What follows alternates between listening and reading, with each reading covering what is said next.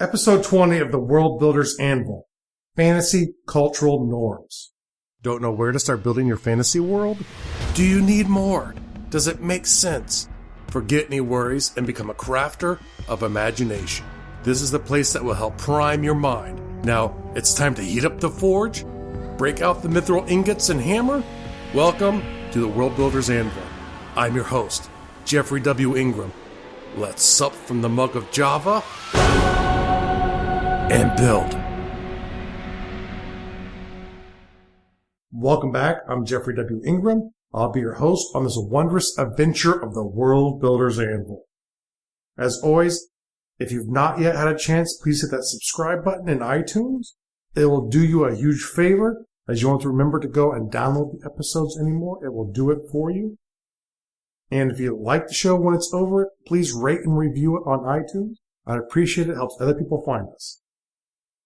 Now, what am I talking about when I talk about fantasy cultural norms? The way I look at it is a two-axis system. And sometimes you'll see this described in political spectrums. Non-major party groups like to use it to try and distinguish themselves from major parties. However, in my system, it's a little bit different. It's not about the state or that. It is just about where are the ideals. So there is an X and Y axis on this. And there will be a diagram added into my email list for subscribers, giving them this diagram.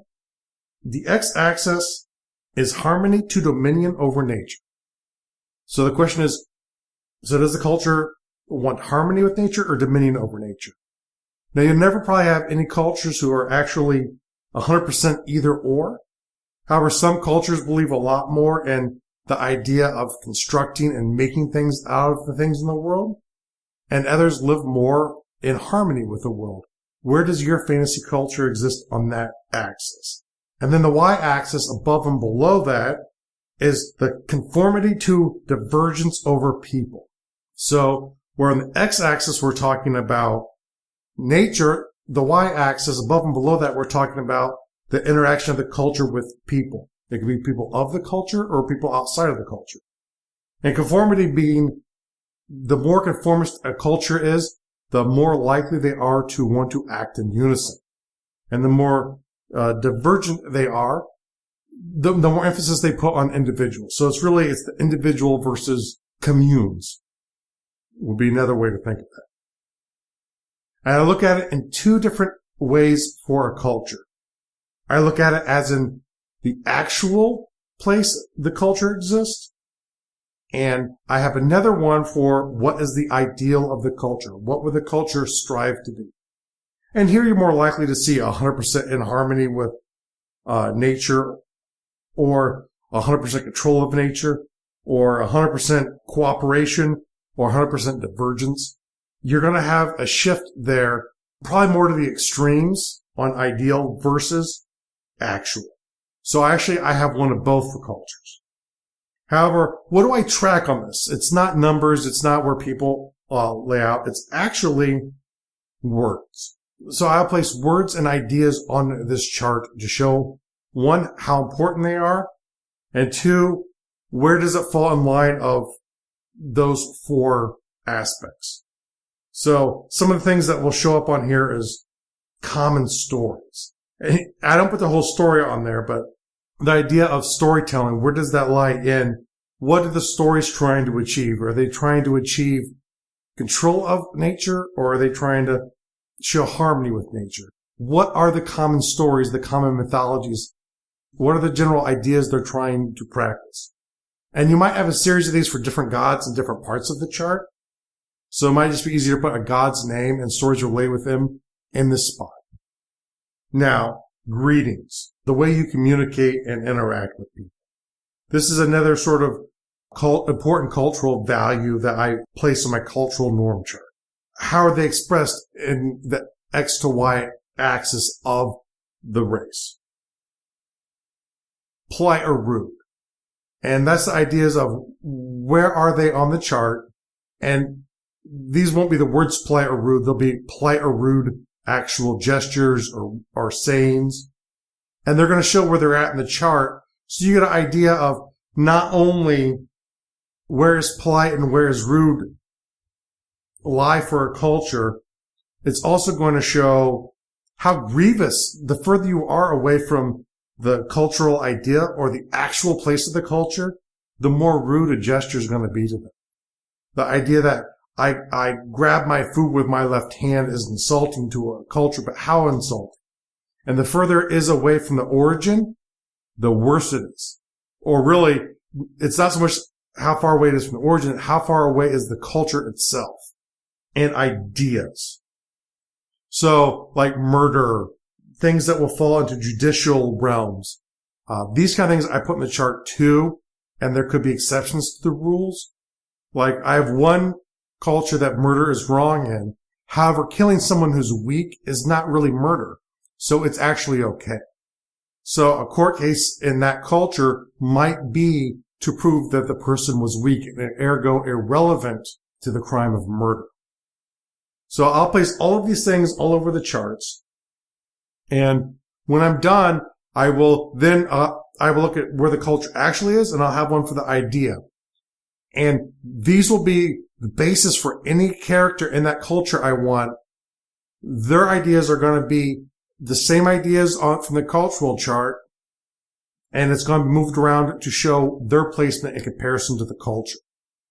And once again, as in all things, you do it for the period of time the stories take place in, because as cultures change, things that are rude and not rude might change over time. Grabbing food with the left hand might be very rude early on, but later on, it might not even be noticed. So it's only relevant in the time the stories are taking place. I would not go back and do one, in all the historical periods leading up to now or as things change. It's too much work. Just in the period of time you're in, where is the cultural norm for your culture reside at that moment? It's not really fixed in time, but for the context of story or delivery of stories in a certain period of time, it will be relevant. Now, the rating for this episode is basic. Once again, this is something you need to know with your culture. Cultures look at things in different ways. So whether it is thievery or murder or hello, goodbye, these are all the values of your culture, and through the norms, it says something about the culture.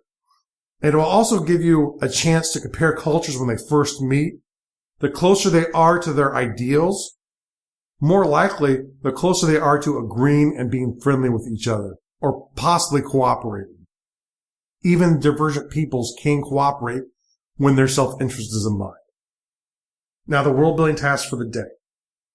The world building task for your day is build your own chart. Now, if you don't want to have harmony and dominion, conformity and divergent XY axis, create your own. If you want to go sign up for my newsletter, I'm going to include it in the initial feedback that people get along with the mind map and whatever current state it's in. I'll update it whenever the mind map's updated. So you'll get both of these things right away. And you'll be able to take this and just start plotting outwards. And if you can't think of words, go look at laws. And think of your basic laws, like your 10 Commandments or your religious tenets of any religion. And take those and just start plotting them out. Where does it fall for this culture? Are there exceptions to the rule for this culture? It's kind of a filter to look at your culture through in one way, but it's another way of explaining their interaction with things around them and the people within the culture. If you want a culture where thievery is wrong, but people who steal and get away with it are respected, you have to have that displayed somewhere in the chart. So you're not going to have every possible scenario. If greetings aren't important to your culture, don't use them. But if they are, you have to use them. You want the important things captured on this chart. So go ahead and create your own chart. Take a culture that you're working with and just plot out where the culture lies. And what does it look like from the culture's actual to their ideal? Now, the real world task for the day is check out Confessions of the Terrible Husband. There's both a blog and a podcast. Nick Politis actually put this together, and it actually helped inspire me putting in the real world task for the day. The idea of just finding your spouse important. And that's the reason why it's so much typically spouse driven. Even though it doesn't really need to be about spouses. The reason it usually is because The Confessions of a Terrible Husband podcast, and really it was the blog, but it's now also a podcast, have heavily influenced me and actually helped create the real world task for the day. So go ahead and check out Nick's podcast. Tell him Jeff Ingram sent you. The tease for the next episode is world building trap. Consistency equals faith. And as always, make sure to go to gardul.com. That's GARDUL.com for the show notes. It'll be under podcasting, World Builders Anvil. That's a great place to get all of the information from the episode that you've just listened to and to see all the resources that we've talked about in this episode. Thanks for joining us this episode of the World Builders Anvil. Please be sure to rate and review us in iTunes, and please help get the word out to your friends about our show. And join me, Jeffrey W. Ingram at gardul.com, to see the progress of my world and learn why I made the choices I did. And please contact me and let me know the topics you would love to hear in the future. Now strike, while the myth rolls high.